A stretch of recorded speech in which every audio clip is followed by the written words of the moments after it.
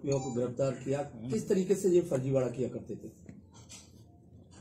ये बल्केश्वर निवासी कृष्णा तोमर ने आगरा पुलिस को थाना एतमादपुर एक तहरीर दी कि उनकी धरेरा स्थित जो जमीन है उसका कुछ एक गिरोह के लोगों ने मिलकर उसका फर्जी तरीके से बैनामा एक थर्ड पार्टी को कर दिया है और इसके संबंध में उन्होंने मुकदमा अपराध संख्या 432/22 थाना एतमादपुर उस पर दर्ज करवाया। और जब ये उनको संज्ञान में आया कि उनकी जमीन की जो है वो लगभग 4 करोड़ रुपए में सौदा हो गया और उनकी जमीन जो है वो फर्जी तरीके से दूसरे व्यक्तियों के पास चली गई है, इसी चीज से आहत होकर उनकी बहन ने आत्महत्या कर ली थी, जिसके संबंध में थाना कमला नगर पर मुकदमा अपराध संख्या 232/22 दर्ज किया गया था। इन सभी तथ्यों को संज्ञान में लेते हुए जो थाना एतमादपुर पर मुकदमा था उसकी विवेचना क्राइम ब्रांच को दी गई और क्राइम ब्रांच की जो टीमें हैं उनको इसके खुलासे के लिए लगाया गया। आज इसी जो फर्जीवाड़े की कहानी है इसका कमिश्नर ऑफ पुलिस आगरा और अन्य उच्च अधिकारियों के निर्देशन में आगरा पुलिस की एसओजी टीम थाना एतमादपुर पुलिस ने एक अच्छा वर्कआउट करते हुए इस पूरे केस का खुलासा किया है। और जो विवेचना के दौरान तथ्य निकलकर सामने आए वो इस प्रकार से है कि इसमें मुख्य अभियुक्त परविंदर तोमर और अमित गर्ग ने अपने बाकी अन्य लगभग 10 से 12 साथियों के साथ मिलकर इस जमीन को हड़पने की नीयत से और थर्ड पार्टी को बेचने की नीयत से फर्जी दस्तावेज तैयार किए।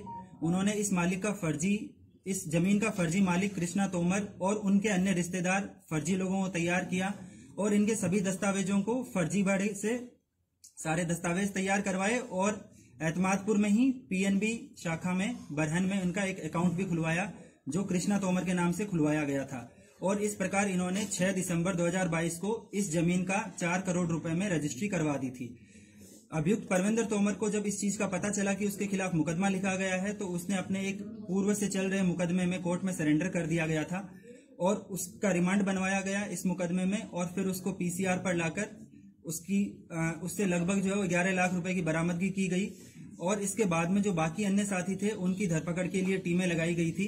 इनमें से आज 3 अभियुक्तों की गिरफ्तारी की गई है, जिसमें से 2 अभियुक्त हैं अमित गर्ग और उसके पिता कुलदीप गर्ग, जो इसमें मुख्य रूप से शामिल रहे थे। अमित गर्ग ने ये सारे दस्तावेज जो हैं वो फर्जी तैयार करवाए थे और इनके खातों में इन्होंने लगभग अपने खातों में 1 करोड़ रुपए ट्रांसफर किए थे और उसके बाद में इसमें 60 लाख रुपए की इन्होंने जमीन खरीद ली थी। लेकिन जो बाकी पैसा बचा था उसमें से आज पुलिस ने इनके पास से 10.5 लाख रुपए बरामद किए हैं। इनके पास बचे बाकी पैसों को भी बाद में बरामद किया जाएगा। इसके अलावा जो मालिक जो था जमीन का कृष्णा तोमर, उसके नाम से जो फर्जी बंदा था उसका नाम है अनिल, ये जनपद एटा का रहने वाला है। इसको भी आज पुलिस ने गिरफ्तार किया है और इसके कब्जे से पुलिस ने 1.5 लाख रुपए और जो फर्जी आधार कार्ड बनाया था वो बरामद किया गया है।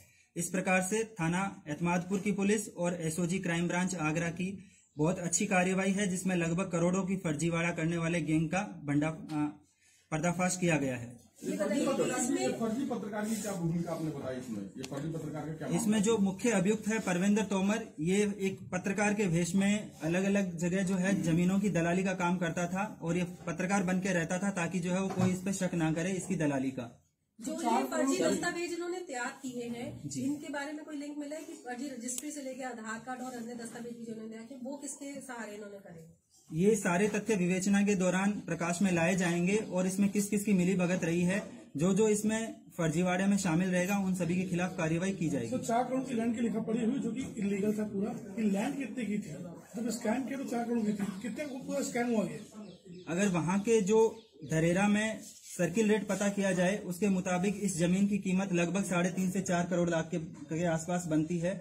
तो और इन्होंने सौदा जो किया था वो 4 करोड़ में किया था, तो इससे लगभग ये साबित होता है कि जिससे जमीन जिसको बेची गई थी उसको इन तथ्यों की जानकारी नहीं थी कि ये सारे सब फर्जीवाड़ा किया गया है। ये लग रहा है कि बड़ा नेक्सस हो सकता है, काफी लोग और इसमें इन्वॉल्व हो सकते हैं। इसमें लगभग अब तक जो है वो विवेचना में 10 से 12 लोग प्रकाश में आ चुके हैं, लेकिन अभी तक गिरफ्तारी सिर्फ 3 लोगों की हुई है, एक ने सरेंडर किया है। बाकी सब लोगों के खिलाफ पुलिस अपनी कार्यवाही जारी रखे हुए हैं।